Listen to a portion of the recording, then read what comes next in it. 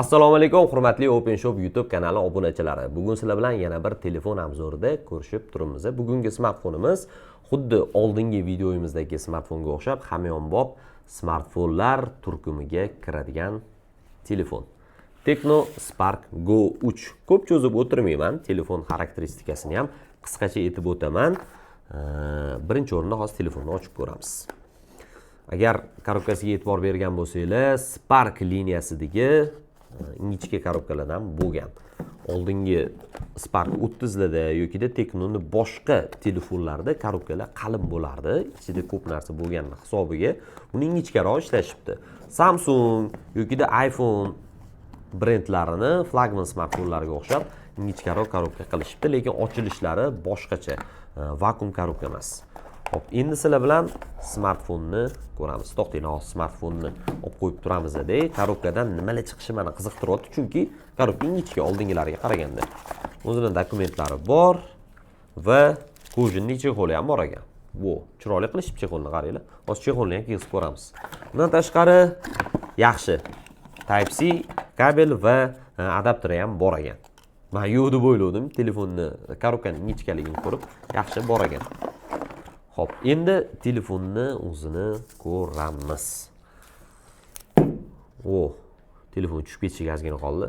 Dizaynni qaranglar, chiroyli ishlashibdi. Mana bu kamerani joylashuvi ozgina qaysidir brendning smartfonini eslatyapti, lekin o'zini narxiga chiroyli, o'zining narxiga to'g'ri keladigan va hamyonbop smartfonlardan ajralib turadigan ajoyib dizayn bo'libdi.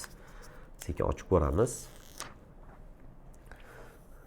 Smartfonni mana dizaynini ko'rishingiz mumkin. Men xarakteristikasini birin-keti aytib ketaman. Xo'p, o'zi sizlarga xarakteristikalarda hamyonbop smartfon olsanglar nima qiziq bo'ladi?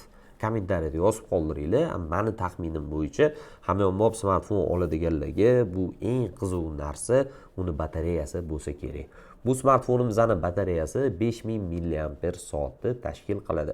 Yomon emas, o'z narxiga zo'r ko'rsatkich. Undan tashqari 40 daqiqada 50% zaryadga olar ekan, tezkor quvvatlash rejimi orqali. Ya'ni tezkor quvvatlash rejimi ham bor.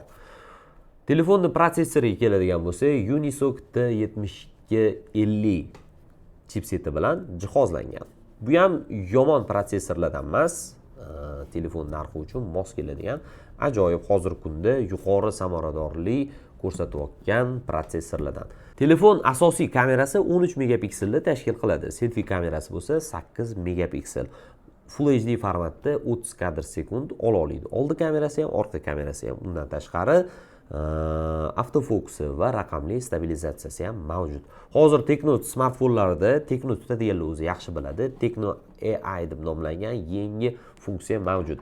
Bu narsani telefonni korobkasida ham o'zi ko'rsatib qo'ygan bo'ladi. Mana Tecno AI deb yozilgan.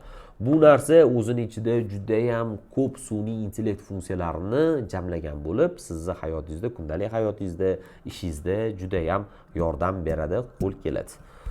Xo'p, telefonning qisqacha xarakteristikasini sizlarga aytib o'tdim. Telefon ekrani 674 dyuymni tashkil qiladi. Displey yangilash chastasi bo'lsa, hozir men telefonni yoqib sizlarga ishlatib ko'rsataman. Displey yangilash chastasi 120 Hz. Bu bunaqa narxdagi telefonlar uchun juda ham super hisoblanadi. IP64 himoya standarti bilan jihozlangan, ya'ni himoya standartiga ega. Suv sachrashi yoki qum, chang sachrashidan himoya qiladi. Telefonni ko'rishingiz mumkin. Plavni ishlayapti. Bu yarkisda mana, yarkistiga baho bersanglar ham bo'ladi. 120 Hz li ekran o'zi shunaqa zo'r ishlaydi, qotishlarsiz. Telefonni xarakteristikasini qisqacha aytib o'tdim. Telefonni narxlarini, bo'lib to'lash, muddatli to'lovga necha puldan tushishi, yana boshqa shartlarni sizlar saytimizdan ko'rib olishingiz mumkin. Saytimiz opisaniyada yozilgan, openshop.uz saytiga kirasizlar. Tecno Spark Go 3 modeli. Endi izohlarda yana qanaqa smartfonlarning obzori qiziqligini yozib qoldirsanglar, keyingi videolarda mana shu telefonlarni obzor qilishga, suratga olishga harakat qilamiz. Ko'rishguncha.